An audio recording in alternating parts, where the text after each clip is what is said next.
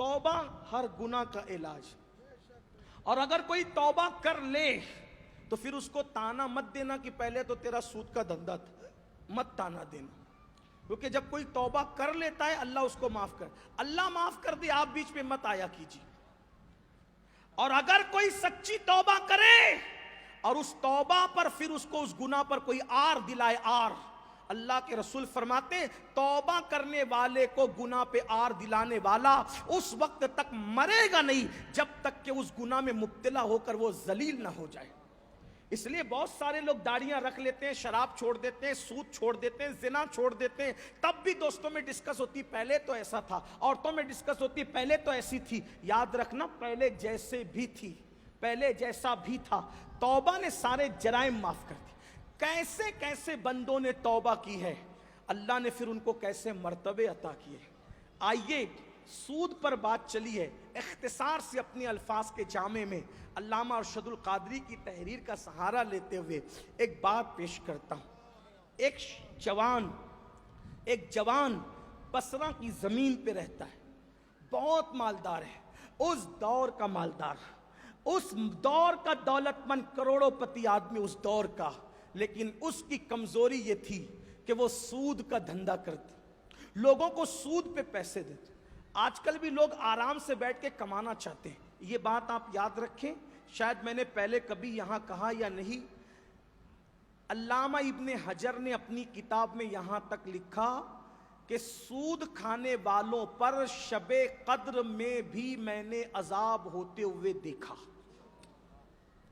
یعنی رمضان شریف کی سب سے مبارک رات شب قدر جو 1000 مہینوں سے افضل ہے، شب قدر میں بھی سودیوں کی قبر پہ عذاب ہوتا ہے. ابن حجر لکھ رہے ہیں ڈرو اللہ سے، دنیا سب کچھ نہیں ہے، توبہ کرو، پلٹو، اللہ کی طرف آ جاؤ، اللہ کے کرم کی طرف آ جاؤ. ارے جس نے ماں کے پیٹ میں ہمیں کھلایا وہ زمین پہ کیوں نہیں کھلائے گا؟ اپنے شوق کنٹرول کرو، اپنی خواہشات پہ کنٹرول کرو. بس اتنا ہی ہوگا نا.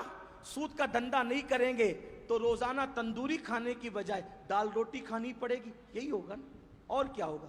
ایک بات آپ کو عرض کروں، تندوری ہو، بریانی ہو، کتنا بھی قیمتی کھانا ہو، حلق کے نیچے جانے کے بعد لذت کیا ہے اس کی؟ جو دال کا انجام ہے حلق کے نیچے کے بعد، وہی بریانی کا انجام ہے. یہی تو ہے. کہاں تک ہے لذت؟ زبان کی نوک سے لے کے زبان کی جڑ تک ایک انگلی اتنے فاصلے کے لیے اللہ کا اتنا بڑا عذاب مول لے رہے ہو. کھانے کی لذت کیا ہے؟ زبان تک، زبان کے نیچے اترا کھانے کی لذت ختم ہے. سوائے بدبو کے اس کو بننا کیا ہے؟ اللہ کے بندو، اللہ پر بھروسہ کر کے توبہ کی طرف آؤ، اس پہ یقین کرو کیسے نوازتا ہے. بصرہ میں ایک زمین، بصرہ کی زمین پہ کروڑوں پتی آدمی دولت مند ہے، سود کا دھندا کرتے جیسے آج کل لوگ کرتے ہیں. 1 لاکھ دے دیا، 5 لاکھ دے دیا، اب ہر مہینے وصولی کر رہے ہیں، اور وہ 5 لاکھ بچے کے بچے. کچھ لوگ کہتے ہیں نہیں ہم پارٹنرشپ کر رہے ہیں. پارٹنرشپ کیا ہے بھائی؟ تو آپ نے 5 لاکھ دے دیا، 10,000 مہینہ وصول کر رہے ہیں. کون سا ایسا دھندا ہے جس میں 10,000 ہی منافع ہوگا؟ 11,000 بھی تو ہو سکتا ہے، 9,000 بھی تو ہو سکتا ہے، 9,999 بھی تو ہو سکتا ہے. یہ کون سا دھندا ایسا جس میں 10,000 ہی منافع ہوگا اور جس میں صرف نفع میں شرکت ہے، نقصان میں کوئی شرکت نہیں؟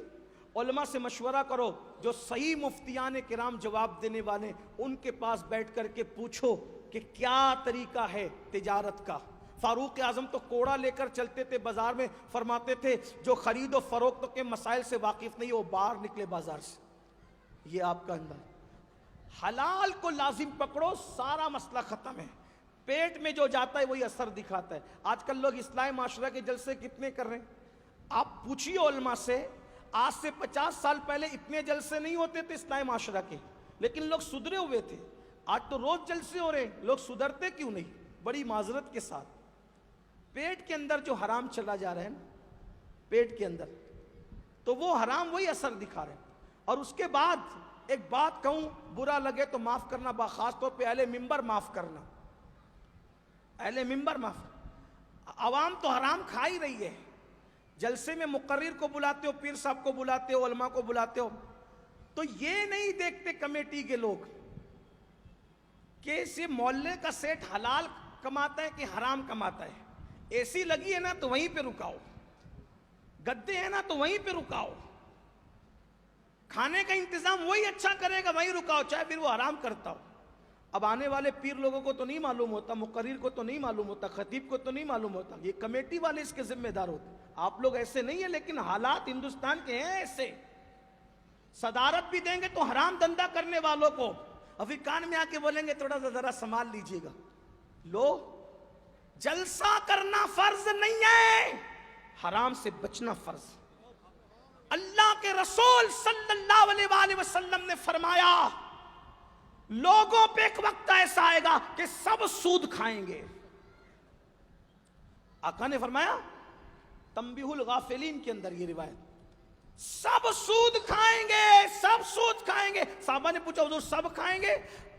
آقا نے فرمایا ہاں, جو بچنا چاہے گا اس تک بھی سود کے گرد و غبار پہنچ کر رہیں گے. کچھ لوگ سود کھانے والوں کی حمایت میں کھڑے ہوں گے, کچھ لوگ سود کھانے والوں کے اس عمل سے راضی ہوں گے.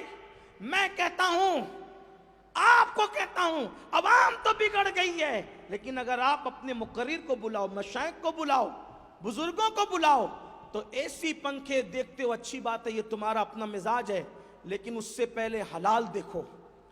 اگر حلال کھلانے والا دال روٹی کھلاتا ہے وہاں رکا. مقرر کے پیٹ میں کھانے تقریر سے پہلے جب تم نے حرام ڈال دیا تب وہ تقریر کیا اثر کرے.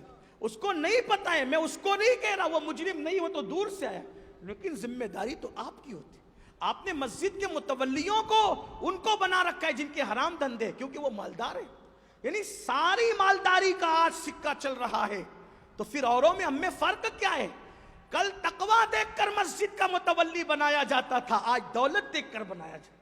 کل شرافت دیکھ کے بنایا جاتا تھا, آج اس کا دبنگ پنگ اور بدماشی دیکھ کر کے بنایا جاتا ہے. مسلمانوں کہاں ہو؟ اور آپ سے بھی کہتا ہوں, یاد رکھنا, اگر جلسوں کے چندے بھی کرو, نیازوں کے چندے بھی کرو, کسی نے نہیں کہا 40 من کھچڑا بناؤ امام حسین کے نام کا, آدھا ہی کلو بناؤ اپنی حلال کی کمائی سے. حرام کی شرنی پہ فاتحہ کر کے اگر سود کا دھندا کرنے والا لا کے دیتا ہے, انکار کر دو, میں نے نہیں کھانا, جا میں نے نہیں کھانا. غوث پاک کے نام کی کرے, رسول پاک کے نام کی کرے, اگر اس کا کنفرم معاملہ ہے کہ یہ سود کے دھندے سے کر رہا ہے, انکار کر دو, حضور راضی ہوں گے, حضور خوش ہوں گے. آج ہم دیکھ رہے ہیں کہ جو سود اور حرام کے دھندے کرتے ہیں وہ نیاز وغیرہ پہ توجہ زیادہ کرتے ہیں تاکہ ان کے عیبوں پہ پردے پڑے. میں یہ نہیں کہتا کہ ہر نیاز کرانے والا حرام کاروبار کرتا ہے, نہیں. ہندوستان ہم گھوم رہے ہیں اللہ کی عطا سے, لیکن دیکھ رہے ہیں کہ وہ یہ سارے معاملات کرتے ہیں. یاد رکھیے, جب تک حق نہیں بولو گے حق تک نہیں پہنچ سکتے. ایک بات یاد آئیے, اس پر بات طویل ہو رہی ہے. حجاج بن یوسف جب کوفہ آیا, توجہ کرنا, یہ حرام عام ہو رہا ہے نا, تو اس میں بھی اسلام دشمن طاقتوں کی سازش ہے. حجاج جب کوفہ آیا تو کسی نے حجاج کے کان میں کہا, حجاج تو بڑا ظالم ہے, یہاں فلاں فلاں فلاں فلاں فلاں بزرگ لوگ بڑے متقی ہیں, اگر وہ بد دعا کر دیں گے تو مر جائے گا, تباہ برباد ہو جائے گا. حجاج نے کہا ان کا علاج جانتا ہوں, اپنے قاصد کو بھیجا, جاؤ ان سب کو بلا کے لا. سب آئے, کہا بیٹھو کھانا کھاؤ, سب کو کھانا کھلایا. حجاج توجہ کیجیے, حجاج نے, علامہ اسماعیل حقی لکھ رہے ہیں اس کو, علامہ اسماعیل حقی لکھ رہے ہیں اس کو, حجاج نے ان سارے متقی بزرگوں کو بلا کر کے دارالامارت میں بٹھا کے کھانا کھلایا. جب وہ جانے لگے تو انہوں نے کہا, حجاج ہم لوگ مستجاب الدعوات ہیں, یعنی ہماری دعائیں قبول ہوتی ہے, بد دعائیں بھی قبول ہوتی ہے, سیدھے رہنا ورنہ بد دعا کر دیں گے تو تو ہلاک ہو جائے گا. اس نے کہا جاؤ جاؤ میرا کچھ نہیں بگڑے گا. کہا کیوں؟ کہا میں نے تمہارے پیٹ میں حرام ڈال دیا ہے, تمہارے پیٹ میں حرام چلا گیا ہے. حضرت سعد ابن ابی وقاص نے کہا تھا, یا رسول اللہ میری تمنا ہے کہ میں جو دعا کروں اللہ قبول کر لے. آقا نے فرمایا حلال کو لازم پکڑ, اللہ تجھے مستجاب الدعوات بنا دے گا, تو جو دعا کرے گا اللہ تیری ہر دعا کو قبول فرمائے گا. حرام کی وجہ سے دعائیں قبول نہیں ہو رہی ہیں, توبہ کرو تو بات دور نکلتی جاتی ہے. میں شارٹ کرنا چاہتا ہوں, کیا کہ وہ نوجوان دولت مند تھا, سود کا دھندا کرتا تھا, ایک دن وہ سود کا ہفتہ وصولی کرنے کے لیے نکلا تو کچھ بچے کھیل رہے تھے. ان بچوں نے کہا ہٹو ہٹو ہٹو, حبیب سود خور آ رہا ہے, اس کے پیروں کا غبار اگر ہم پہ لگ جائے گا ہم لوگ کہیں بدبخت نہ ہو جائیں, ہٹو. بچوں میں بھی یہ شعور تھا اس دور میں کہ سود خوروں سے نفرت کرتے. اچھا یہ بات آج جو ہمارے ممبروں سے کچھ لوگ کہتے ہیں نا, صرف محبت کرو, صرف محبت کرو, صرف, یاد رکھنا اسلام نے جس سے محبت کا حکم دیا اس سے محبت ہونی چاہیے, لیکن جو گناہ کرتے ہیں ان سے محبت آپ کریں لیکن گناہ سے محبت نہ کریں. نفرت کا اظہار تو آپ کو کرنا چاہیے گناہ سے, ورنہ سب ایک ہو جائے گا, حلوہ اور زہر سب ایک ہوتا چلا جائے گا. یہ جو لوگ گناہوں پہ دلیر ہو رہے ہیں نا, اسی لیے ہو رہے ہیں کہ ہم لوگوں کے اندر سے بائیکاٹ کا جذبہ ختم ہو گیا, ہمارے اندر سے حق بولنے کی ہمت ختم ہو گئی. تو کہا ہٹو ہٹو, حبیب سود خور آ رہا ہے, اس کے گرد و غبار پیر کی ہم پہ لگے گی, ہم بدبخت نہ ہو جائیں. حبیب تو حبیب تھا, اس کے دل پہ چوٹ لگی. بچے بھی مجھ سے نفرت کرتے ہیں. وہ وصول کرنے کے لیے گیا, حبیب دروازے پہ دستک دی. خاتون خانہ نے وہاں جو تھی اس نے کہا کون؟ حبیب, ابھی تک تم نے اپنا ہفتہ نہیں بھجوایا؟ میرے شوہر تمہاری ہفتے کا انتظام کرنے گئے ہیں. کہا کہ میں خالی نہیں جاؤں گا, میں کسی کے دروازے سے خالی نہیں جاتا, میں کچھ نہ کچھ لے کے جاتا ہوں. وہ سود کا ہفتہ تو اپنی جگہ رہا, آ کے خالی نہیں جاؤں گا, آ کے جو لوٹوں اس کا عوض بھی کچھ نہ کچھ لے کے جاؤں گا. تو کہا دیکھو گھر میں کچھ نہیں تھا, میرے شوہر بکری کے سر اور پیر قرض کے طور پہ مانگ کے لائے, چلاؤ نہیں, یہ لے کر کے چلے جا. دیا, لے کر کے گئے. بیوی کو کہا پکاؤ, بیوی نے پکایا. پک رہا تھا, خوشبو آ رہی تھی. ایک فقیر آیا, دستک دی, دروازہ کھولا. کیا؟ کہا کیا خوشبو آ رہی ہے تیرے گھر کی ہانڈی سے, مجھے کچھ دے. سود کھانے والوں کا دل بڑا سخت ہو جاتا ہے. اس نے کہا اگر میں تجھے دوں گا تو تو مالدار تو نہیں ہوگا, البتہ میں غریب ضرور ہو جاؤں گا. جاتے ہوئے فقیر نے کہا حبیب ایک دن اللہ کی عدالت ہے, اللہ کی عدالت میں کھڑے ہونا ہے سب کو. جو تو ظلم کر رہا ہے, ظلم کا انجام ان قریب تو چکھ لے گا اگر تو نے توبہ نہیں کی. بچوں نے صبح وہ کہا, ادھر فقیر نے یہ کہا, ادھر جب دسترخوان پہ بیٹھے جیسی ہانڈی کھلی تو پورا کھانا خون میں تبدیل ہو چکا تھا. بیوی نے کہا حبیب بدبختی کی حد ہو گئی, لوگوں کی بددعاؤں کی انتہا ہو گئی. حبیب لوگوں کا خون چوس رہے ہیں ہم, دیکھو ہمارے گھر کی ہانڈی بھی خون میں تبدیل ہو گئی. ایک دن میں لگاتار 3 واقعات ہوئے. حبیب کے دل پہ چوٹ پہ چوٹ, چوٹ پہ چوٹ, چوٹ پہ چوٹ لگی. حبیب اٹھے, اب بدلنا ہے, اب توبہ کرنا ہے, اب زندگی میں انقلاب برپا کرنا ہے, اب جرائم کو چھوڑ کے اللہ کی طرف جانا ہے. کہاں جاؤں؟ خیال آیا خوش نصیب ہوں, بصرہ میں رہتا ہوں, یہاں ایک اللہ کا عظیم بندہ رہتا ہے جس کو دنیا حسن بصری کے نام سے جانتی, حسن بصری کے نام سے جانتی. گئے, محفل سجی تھی.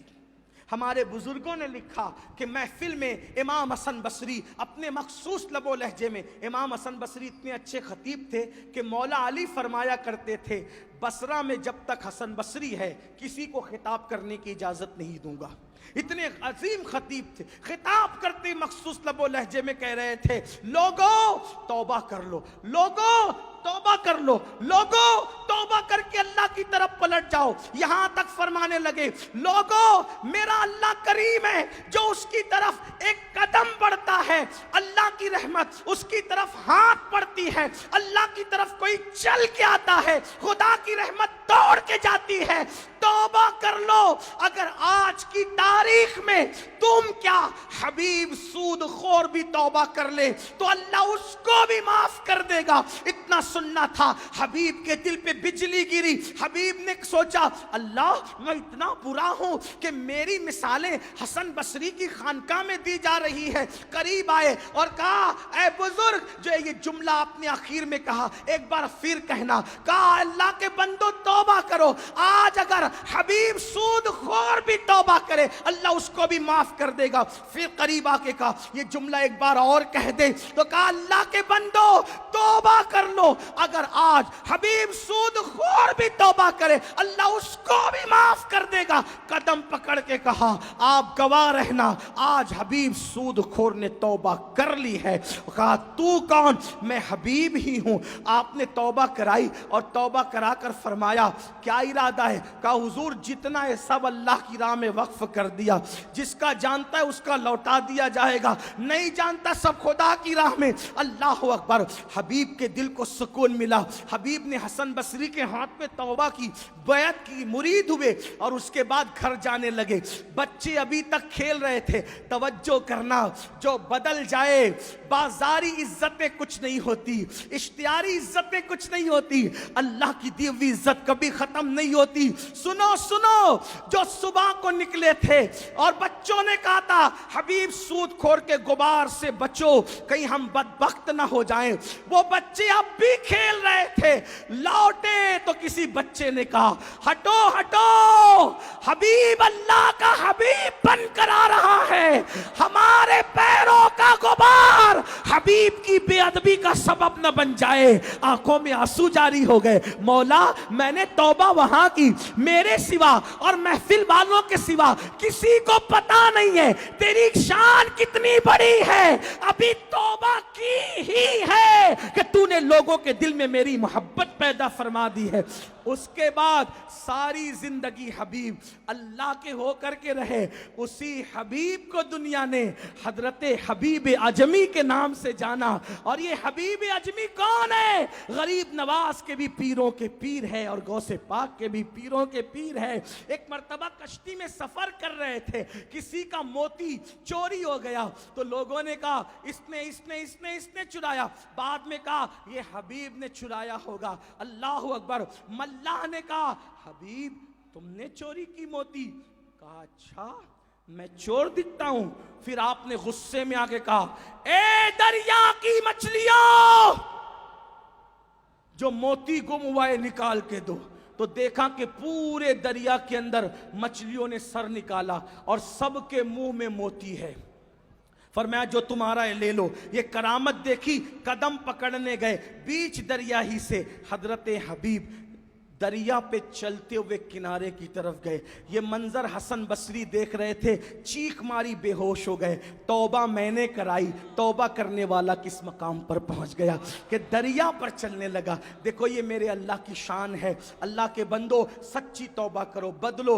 आज की ये महफिल इसीलिए मुनक्किद है, अकीदे की भी इस्लाह हो और अमल की भी इस्लाह हो। मेरे भाई आज तौबा कर लो, सुकून मिलेगा, करार मिलेगा, नस्लें तुम्हारी बर्बादी से बच जाएगी। ये मत छोड़ो कि क्या होगा। याद रखना जब नबी के नाम पे सबको छोड़ सकते हैं यार, तो नबी के नाम पे गुनाह क्यों नहीं छोड़ सकते? अल्लाह नबी की मोहब्बत में किबला बदल देता है, हम अपनी जिंदगी नहीं बदल सकते। अब आखिरी बात जो है, अल्लाह पाक कुरान में इरशाद फरमाता है ला ईमान वालों की शान, ला तजीदु कौमन युमिनून बिल्लाहि वल यौमिल आखिर युआदून मन हाद्दल्लाह व रसूला वलौ कानू आबाअहुम औ अबनाअहुम औ इख्वानहुम औ अशीरतहुम। कुरान कहता है तुम हरगिज हरगिज नहीं पाओगे किनको जो ईमान लाए अल्लाह पर और यौम आखिरत पर। मोमिन की शान कुरान बयान कर रहा है। देखो मैं तफसीर के साथ इसका खुलासा पेश कर रहा हूँ। मोमिन की शान अल्लाह बयान कर रहा है, जो लोग अल्लाह और यौम आखिरत पर ईमान लाए, फिर उनकी शान क्या है? वो लोग जब देखते हैं कि मेरा बाप, मेरे भाई, मेरे रिश्तेदार अल्लाह रसूल को अजियत पहुंचा रहे हैं, तो अल्लाह क्या फरमाता है? अगर अल्लाह रसूल को उसका बाप, उसके भाई, रिश्तेदार अजियत पहुंचाए तो वो छोड़ देता है उनको। अल्लाह रसूल को अगर बाप, भाई, रिश्तेदार अजियत पहुंचाए तो ईमान वाले की निशानी क्या है? ईमान वाला उनको छोड़ देता है। اور جب وہ چھوڑ دیتا ہے تو اللہ نے اس چھوڑنے پر اس کا گناہ نہیں ذکر کیا, ناراضگی نہیں, بلکہ کیا فرمایا, جب اللہ رسول کو اس کے باپ ماں بھائی رشتہ دار اذیت پہنچائے اور وہ ان کو اللہ رسول کی محبت میں چھوڑ دے, تو اللہ فرماتا ہے اولئک کتب فی قلوبہم الایمان, اللہ ان کے دلوں پر ایمان کو نقش کر دیتا ہے, ایمان کو لکھ دیتا ہے, ایمان کی مہر اس کے دل پہ لگا دیتا ہے. مسلمانوں بتاؤ, اللہ اور رسول کو ماں باپ بھائی بیٹے رشتہ دار اذیت پہنچائے تو مومن ان کو چھوڑ دیتا ہے, تو یہ جو گناہ اللہ و رسول کو اذیت پہنچا رہے ہیں ان کو کیوں نہیں چھوڑتے؟ جب ان کو چھوڑو گے انعام کیا ہے؟ اولئک کتب فی قلوبہم الایمان, ان کے دلوں پر اللہ ایمان نقش کر دیتا ہے. اور پھر کیا کرتا ہے؟ وَأَيَّدَهُمْ بِرُوحٍ مِّنْهُ, اور جبریل کے ذریعے سے اللہ ان کی مدد کرتا ہے. یعنی اللہ رسول کو اذیت پہنچانے والی چیزوں کو چھوڑ دو گے تو جبریل کے ذریعے سے اللہ تمہاری مدد فرمائے گا. اور پھر فرماتا ہے اللہ اکبر, اور اللہ پاک ان کو اس جنت میں داخل فرمائے گا. وَيُدْخِلُهُمْ جَنَّاتٍ تَجْرِي مِن تَحْتِهَا الْأَنْهَارُ خَالِدِينَ فِيهَا, جس کے نیچے نہریں جاری ہے, اس جنت میں اللہ تمہیں داخل فرمائے گا. اور کتنا بڑا اعزاز اور انعام دیا, رضی اللہ عنہم ورضوا عنہ, اور اللہ ان سے راضی ہو جاتا ہے اور ان کو اپنے سے راضی کر لیتا ہے. اور کیا فرمایا؟ اولئک حزب اللہ, اور پھر وہ اللہ کی جماعت ہو جاتے ہیں. الا ان حزب اللہ هم المفلحون, اور آگاہ ہو جاؤ اللہ ہی کی جماعت کامیاب و کامران ہے. دیکھو یہ گناہ چھوڑنے پر, اللہ رسول کے دشمنوں کو چھوڑنے پر یہ اللہ انعام عطا کرتا ہے. تو یاد رکھنا, گناہ بھی چھوڑ دو, اور جو لوگ اللہ رسول کی شان میں گستاخیاں بے ادبیاں کرتے ہیں ان سے بھی دور ہو جاؤ. اللہ تمہاری جبریل کے ذریعے مدد کرے گا, دلوں پر ایمان نقش کر دے گا, اور تم اللہ کی جماعت میں داخل ہو جاؤ گے. اللہ تمہیں کامیابی عطا فرمائے گا. اللہ پاک کی بارگاہ میں دعا ہے, اللہ کہنے سننے سے زیادہ ہم سب کو عمل کی توفیق عطا فرمائے.